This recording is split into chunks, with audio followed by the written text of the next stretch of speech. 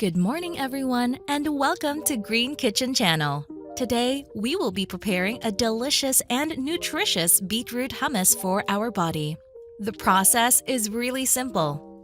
Let's start by adding the following ingredients to a blender or food processor.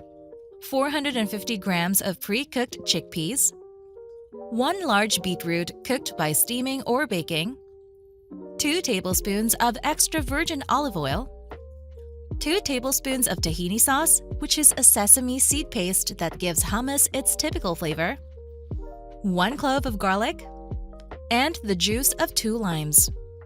Turn on the blender and continue to blend until you achieved the desired creamy consistency.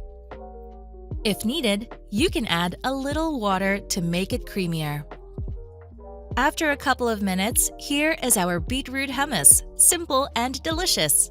It pairs perfectly with raw vegetables, meatballs, bruschetta, or simply works as a great filling for sandwiches and wraps. As always, thank you for watching this video. I look forward to seeing you in the next video on Green Kitchen Channel.